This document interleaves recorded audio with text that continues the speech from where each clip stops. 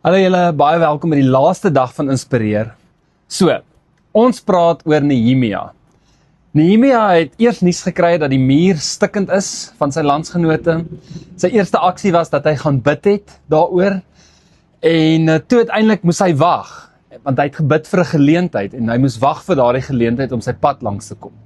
Uiteindelik weet ons dat die koning toe sê hy kan gaan en hy het sy plan toe in aksie begin sit. Maar hier's die ding. Wanneer ek en jy uiteindelik 'n probleem begin aanspreek, wanneer ons uiteindelik begin bou, wanneer ons uiteindelik begin daai ding aanspreek wat ons harte breek, dan gaan ons teenkanting kry. Hoekom?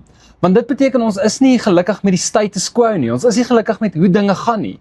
En ons is besig om lig in 'n donker plek te wees en die duisternis hou nie daarvan nie.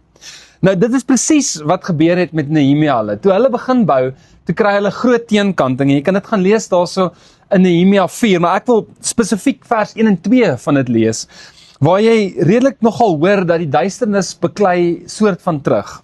Ek lees vir ons. Toe Sanballat hoor ons bou die muur, was hy woedend.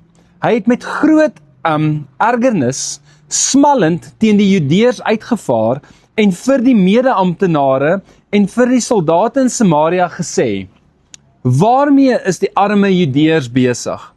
Wil hulle vir hulle 'n stadsmuur bou? Wil hulle offerhandes bring en in een dag klaar maak?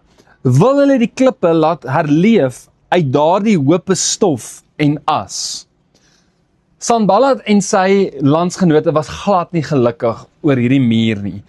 En hulle het die Judeërs gespot en later het hulle wou hulle teen hulle soos fisies beklei. En dis dan wat Nehemia gaan en hy doen dan 3 goeters. Die eerste ding is, hy gaan weer terug in gebed. Hy sê, Here, ons kry die groot teenkanting en hy bid daaroor.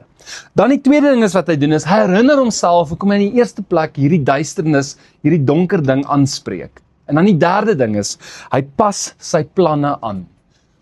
Ons moet aanpasbaar wees. En wat hy toe nou doen is, hierdie ouens het toe op die muur, letterlik in die een hand het hulle gebou, en in die ander hand het hulle spiese gehou, sodat hulle moes beklei teen hierdie ouens. En op die ou end het hulle hierdie muur klaar gebou. Omdat hy hierdie ding heeltyd gedoen het. Hy het gebid heeltyd, het homself herinner waar dit gaan en hoekom hy dit doen. En dan het hy net sy planne aangepas, sodat hy die lig in die duisternis kan wees. Ek hoop jy het 'n lekker dag verder.